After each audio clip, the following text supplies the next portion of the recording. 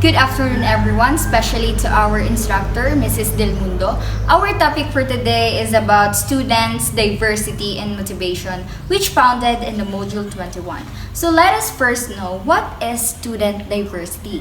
When we say student diversity, it refers to the variety of differences among students in a learning attributes, especially in terms of cultural background, the language, the socioeconomic status, religion, and many more. So, in terms of language, learner may be motivated by instructional approaches that incorporate their native language and culturally relevant materials. Also, using bilingual resources or providing opportunities to share their cultural stories can enhance their engagement and motivation.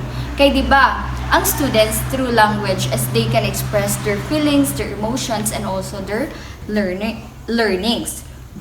Not just through language, but also the socio-economic status. For example, a student a low-income background may be motivated by scholarship opportunities and programs that offer financial incentives. So, ang students, once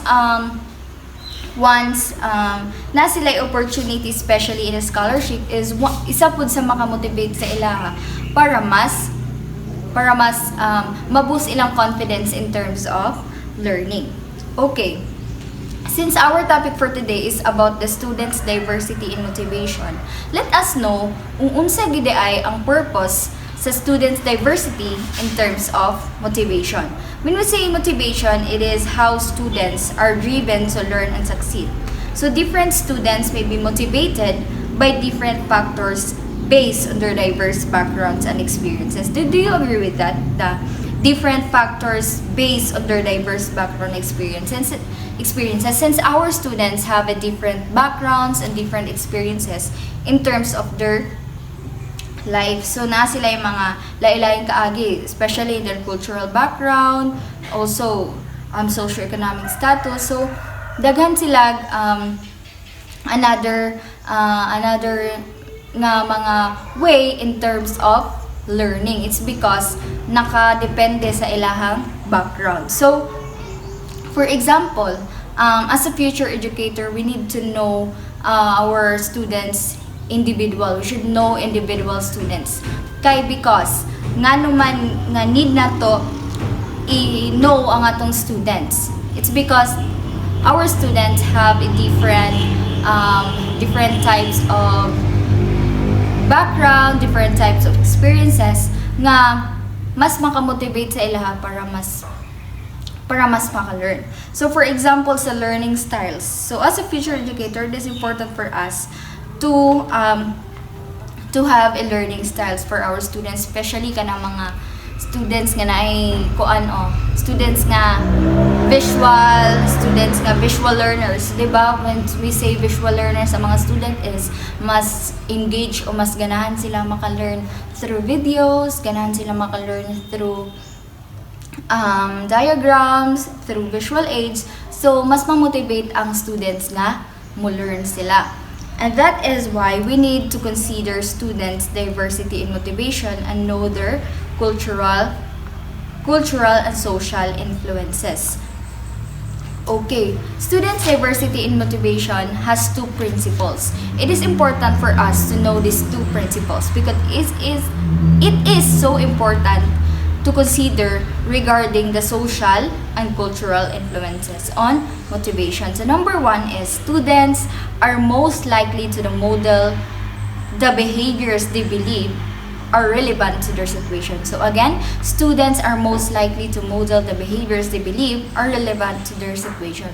So one example ani is the idea that is rooted, which is the theory of Bandura, which is the social learning theory. It's because we are discussing about the model. So, ang students ko is kanang mas ganahan sila if naay mag-model sa ilaha. And that is why this is the number one principle considering their social and cultural influence. So, para mas masabdan ang isa ka principle, ang number one principle is I will give you a scenario. Okay, ang scenario is, naay teacher, naay science teacher, which is, nag-engage siya sa iyang mga estudyante nga through questioning, through sa iyahang lesson. And then, na siya yung students nga si Sarah, which is very cooperative, which mag-read siya sa iyang hands, and then naasad siya ma-answer. Then si Sarah po, makareceive po siya mga good feedback, and especially makareceive siya better grades. It's because grabe yung participation sa klase. Then kani si James, nga iyang classmate, is very low learner. Kay kuan man maulaw siya mo engage. It's because maulaw siya sa feedback nga ihatag sa iyang teacher. And that is why, one of the reason why dili siya ganahan mag-answer. And then si Sarah is nabantayan niya nga per me mag-answer, then per me makakuha og nindot nga feedback pinaagi sa iyang teacher. And then na-motivate siya sa iyang kaugalingon nga why not to i-try pud nako ang gibuhat ni Sarah. So si James naningkamot siya, and then active participation pud siya, then nakakuha pud siya better grades, and also naapoy nindot nga feedback or result sa iyahang teacher. And then dira na to ko ag-base nga through ni Sarah is mas na inganyo si James. James decides to model Sarah behaviors. He starts to prepare question before class. Sumoto nag-effort siya. It's because nakita man niya si Sarah. So James begin to receive similar positive reinforcement from the teacher. So his understanding of the material improves, and he becomes more confident in participating. So James modeled Sarah's behavior. So mo na siya number 1 nga principle nga students are most likely to model the behaviors they believe are relevant to their situation. So by observing the positive outcome of Sarah participation, James was motivated to adopt similar behaviors, leading to improved academic performance and increased confidence. So it is example nga paunsa ang mga learners na influence sa model o sa uban nga mga tao. So especially sa mga peers nga when they realize nga why not to try. So that is one of the factors nga mahimong good example sa mga learners through motivation. So number 2 nga principles is also regarding again the social and cultural influence is students develop greater efficacy for a task when they see others like themselves performing tasks successfully. Do you believe in that? Because I believe in that. Kay makaingon ko sa akong kaugalingon as a student is kaya nila, so why not nga dili na ko kaya? The same age, o the same gender. So why not, diba? So mo na number 2 principles in students diversity in motivation. So very common lang siya. It's because makita man nato ba sa atong kuan, related gihapon siya sa social learning ni Bandura. It's because naaman siya ay goal na ang kana nga sa students is nakita niya sa uban nga kaya gani sa uban, how much more nako. So gitry sa uban, how much more itry nako. That is number 2. Students develop greater efficacy for a task. So it means nga ang students are more likely to believe in their own ability to comply at task efficacy if they observe peers. So matan-aw nila sa uban nga tao nga hala, why not pod nga ako pod kaha. So mo na siya ang pasabot sa number 2 nga principle. So who they perceive as similar to themselves doing the task successfully. And at what I've said earlier nga usa siya sa Bandura social learning theory. So ang example ana is when students observe their peers, especially those they relate to see as similar.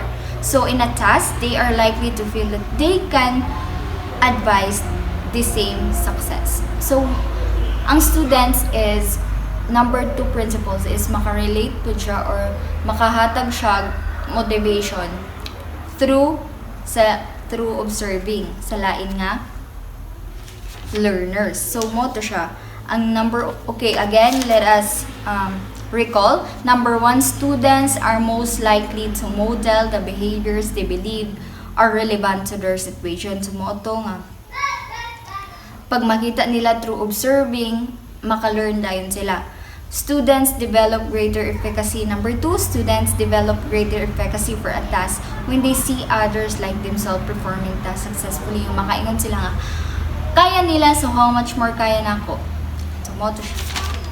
And then, the question is, what specific can teacher use to foster motivation in students who come from diverse background? So, unsay pwede angay buhaton sa mga teachers para mas ma-motivate ang students nga gikan sa lain-lain nga lain-lain nga culture and lain-lain pud nga pagig-socialize sa ubang tao. So, as a future educator, it is important for us to know our students and to have a learning styles in order for our students to motivate in terms of learning. And also, permi po nato sila ingnan nga they should be a good example for others. So, okay, this is the continuation where I discuss about the students' diversity in motivation. But there's also a motivation in the classroom. When we say motivation in the classroom, it involves the human environment. Especially, it is one of the factors affecting motivation to the students or the learners. So when we say human environment factors which affect the motivation, it is involved here the teacher and students relationship, because once ang teacher o student na ay relationship, it can provide a positive and supportive interaction with teachers can boost students' motivation, while negative interaction can diminish it. Kay one of the factors kung makamotivate sa ka-estudyante is pag mag-implement ang ilang mga teachers, like tagaan nila positive feedback nga even though mali ang ilang answer, like the teacher will say, okay, your answer might be correct but you need to improve it, pero okay na dyan siya, something like that. Murag mag-encourage ang isa ka teacher to her or to his students, and that is the teacher-students relationship, which is related to human environment factors affecting motivation in terms of the classroom, but also not just the teacher and student relationship but also in their classmates. Kaya ilang classmates, when we say classmates, ma-involve gidira ang mga bullying, one of the factors nga naang sa classmate is kanang mag-interact sila through each other. And then, a safe, inclusive, and respectful environment fosters motivation, whereas a hassle or chaotic classroom can hinder it. So, one of the factors nga makamotivate sa usa ka students ang ilahang classmates, it's because kanang naa sila'y kauban in terms of learning, naa sila'y collaboration og naa sila'y kanang makabuild sila strong relationship together with their classmate in terms of learnings. And we have also here a parents. The parents is one of the most common factor, kay sa parents man jud ang pinakauna nga factor nga makaingon ta nga ang estudyante is willing siya mo learn tungod sa iyang parents encouragement. Kay once ang parents mo involved sa iyang anak or sa iyang anak, mahatagan ma-motivate po isa ka bata nga mas maningkamot siya. Muna siya one of the factor po nga maka-affect o maka-motivate sa usa ka estudyante inside the classroom is also the parents. Kay parental involvement, active and positive involvement from parents in a student's education can increase motivation. But some other parents is once ang ilang mga anak is gagmay og grades, gagmay og kanang low og kanang confidence, is kuan nila is ginabunalan, but dili day siya maayo. It is important for us to know that learning is a process. Dili dapat siya dali-dalion. So once ang bata is maka-learn na gidayon na siya, basta naa siya'y parents support. And also, when we say human environment factors, it refers to the drive, desires, and the enthusiasm that students exhibit towards learning and participating. What I mean is, motivation in the classroom refers to drive and desire and enthusiasm that students exhibit towards learning and participating in the educational activity. So, dili mahimong students diversity ang usa ka estudyante without the motivation, especially motivation inside the classroom, because nagsugod ang tanang learning inside the classroom, right? So dapat naa siya'y goal nga para mas mo enhance ang learning sa usa ka estudyante. And then we have here a assessment strategies that can increase motivation. Ang number one nga maka-increase is formative assessments. Regular low-stakes assessments that provide ongoing feedback help students understand their progress and areas for improvement, promoting a growth mindset. So, as a teacher, you always have a feedback to your students when it comes to answering, when it comes to oral recitation. So, kay dili man sa tanang panahon sakto ang estudyante, but in order for students to boost their confidence, to have a better learning, you should promote a growth mindset.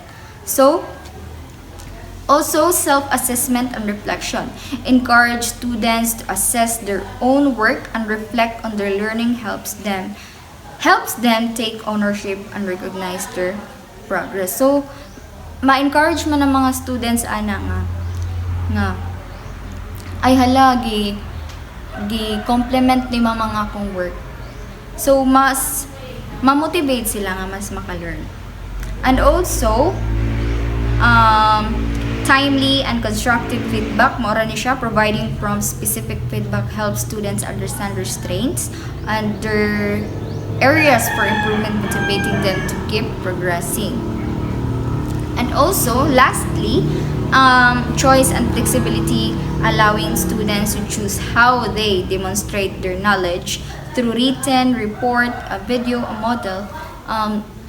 Maka-build po sila or maka-increase po sa ilahang investment. So, again, motivation in the classroom, which is the human environment, and human environment factors affecting motivation. Number one is the teacher's affective traits and also their classmates, which involve the parents and their classmates, and also the classroom classmates, which is ang ilahang environment through sa classroom, and also the assessment strategies that can increase their motivation as a student. So, I think that would be all, and I hope you learn something from me, and that's all. Thank you.